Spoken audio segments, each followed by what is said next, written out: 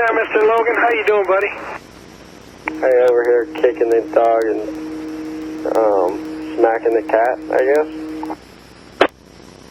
And the dog and walking the cat. Yep, I'm familiar. You off work yet, or you still on the clock?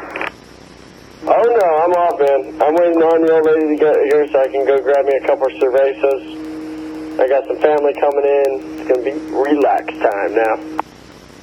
Damn, Skippy, I'm on the road now. Finally on the freaking road, man. I actually had to peel myself off my desk of so much work that I did, that I have to do, and just driving me insane. It's fun work, so I had to, buddy, when I saw everybody stand up, I'm like, oh crap, yeah, it's that time of the day to go. Hey, that's cool, man. What are you doing? I'm building a hosting environment on Azure. Our company is going more towards, more and more clients are asking us to host the applications that we actually sell, instead of them hosting it manually, locally on their systems. So we're building a hosting environment from the ground up on Azure. Hey, man, that's cool. I'm doing the same thing, but instead of Azure, we're all doing it, you know, self-hosted hardware and stuff, instead of it being on the cloud like that. Wow, dude. So how do you guys compete against Azure and stuff like that? It's all in the support, man. It's more of a niche environment as well. You know, it's more specialized as far as what the service is more catered towards. It's not really wide open like, oh, host your desktop here, but it's getting pushed towards that, you know? And it's more so of a convenience that's allowed, that's sought after once clients sign up for, you know, the niche environment that they're looking for, which is a certain type of hosting. Once they sign up with that, then they can kind of migrate everything else over. And instead of paying Azure, we just do it ourselves, man. Microsoft Hyper-V seems to work fairly well so far. We haven't moved everyone over yet, but it's getting closer to production, you know? Hyper-V is giving VMware a run for their money, for sure, man. They're giving them a run for their money. I've never seen the enterprise stuff. All I've ever worked with is the stuff that comes native on the Windows environments right now. Is it similar to that, or is there a lot more bells and whistles on the enterprise part? No, man, it's all similar. I don't deal with Windows, and I try and stray away from it as much as possible, to be honest, but I'm kind of like, you know, in depth with this whole thing.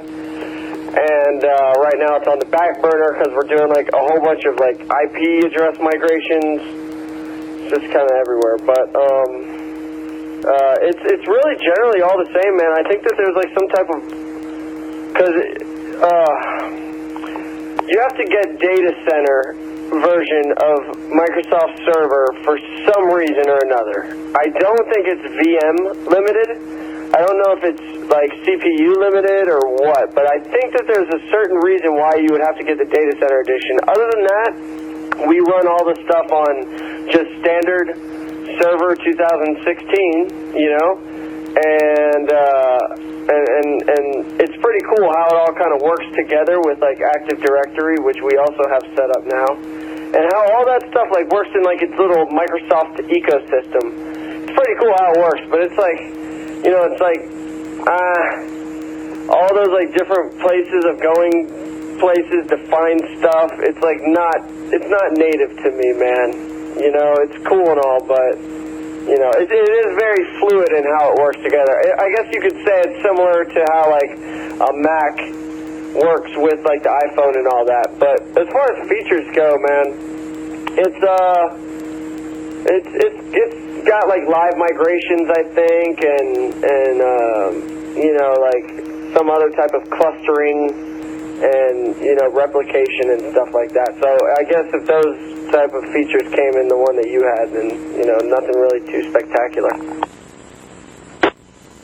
Yeah, Roger. VM environments, major ones I've ever dealt with are mainly VMware and now Azure. And I've dabbled a little bit with AWS, but not too much. I got the All-Star server is running on AWS right now.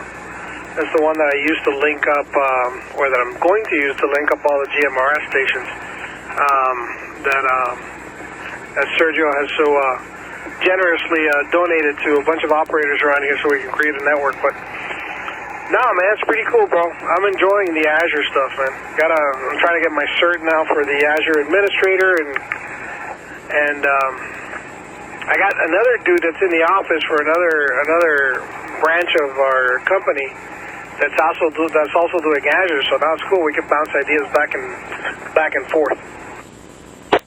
Easy W4T. Yeah, that's important, man. I'm a lone ranger on the field, man. I got all my gear on my back. Sounds kind of depressing, but it's true. But it ain't really depressing either. It's all good. Yeah, I haven't messed with Azure. I messed with AWS very little bit with like these S3 buckets and found some limitations because we were going to use them for disaster recovery stuff.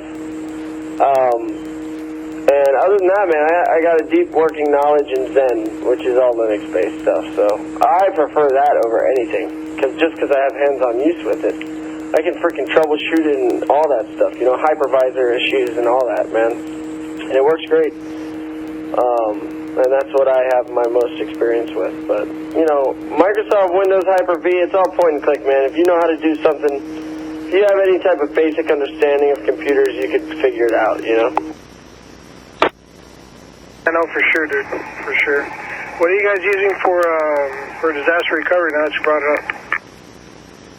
OVH servers with, you know, RAID hard drives, offsite and all that, and just we set up our own operating systems and our own backup software and everything else.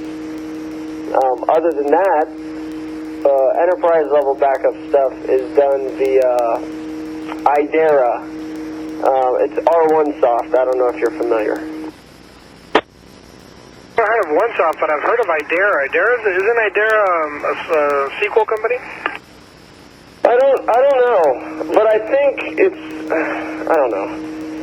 I think Idera, they could be, and maybe they do the R1 Soft, but R1 Soft, I guess, is the name of the software. But I could swear I saw Idera somewhere. I mean, maybe I'm completely, okay. So, I don't know. Maybe I'm just making up Idera because it's hit me somewhere, but this is R1 Soft powered by Continuum. And then we also, for like the Windows side, we use Veeam, and we use the Community Edition. We don't even use the paid version. And that like reaches out to it can read all the VMs and do all the backups, and it's all built in and running on its own server with like, you know, a bunch of hard drives. And that's like not off-site backup. It's on-site backup, but it's on a different server, so it's kind of off-site. It's on a backup server dedicated for backups, but it's not. It's in the same data center, so that's how we have that. But that'll be expanded upon, I'm sure, at some time in the future. But yeah, for like customers and stuff, you know, R1Soft, it works great. You put agents on it, tell it what you want to back up, what you want to exclude, policy, just say it's yada yada yada, let it run, and you're good to go. But anything Windows, man, if it's in like some type of domain forest or whatever the Active Directory term is for it, freaking Veeam, man, it's beautiful and it works so good and it reaches out. It's just great.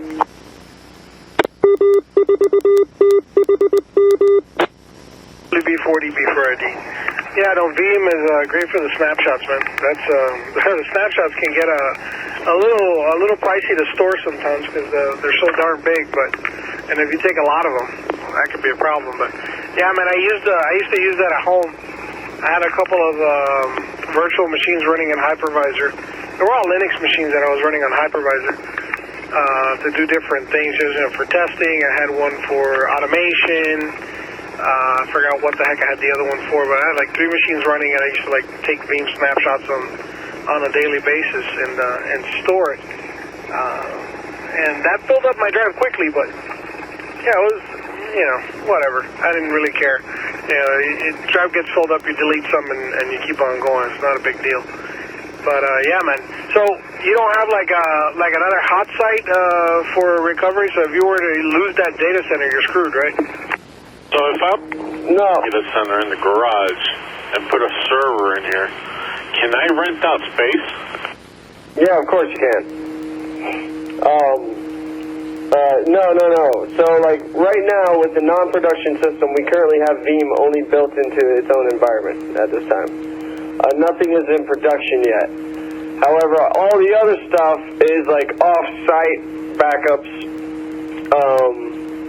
with, you know, various storage, and whether it's... Well, actually, we have some from AWS, and we also have some from other, you know, hosting facilities where we have other, like, actual physical hardware there. All right, so you could basically from your offsite storage grab that backup, put it into the other storage, and spin up whatever you need to spin up, and their customer's up, right? Yeah, exactly. And that whole process is automated. However, the thing that we would have to work on is how to off-site the other, you know, domain system environment that is not, that's separate. That's its own, like, it's a little cloud environment. It's a little, you know, has its own domain, goes in there, does everything, and, you know, all the customers that are on this certain service are going to be behind that. And at that time, that thing only has Veeam, and the Veeam is within itself. You know, physical hardware, physical drives backing that stuff up. So we're going to have to figure out how to get that data from behind that whole cloud environment, out of the firewall, and then out to an off-site storage, and then automate that. We're using some Windows tools on the internal side because it's all Windows-based. So that's what I'm not familiar with yet, but I'm sure it should be fairly straightforward. Yeah, man, you'll get it. You'll get it. There's a will, there's a way, especially with all technology, man. There's a will, there's a way. You know, I spun up in my company, since I have a subscription for an MSDN subscription for every user. You know, you get Office 365, you get Visual Studio Enterprise, that kind of stuff for development. There's, you get a $150 allowance a month for Azure, you know, to spin up your own stuff in your own little private subscription. And I spun up an Ubuntu box, and I think they must share that information with you know, with third parties or whatnot, because I downloaded the template. I guess because I downloaded the template from a store. It was free, but they offered it.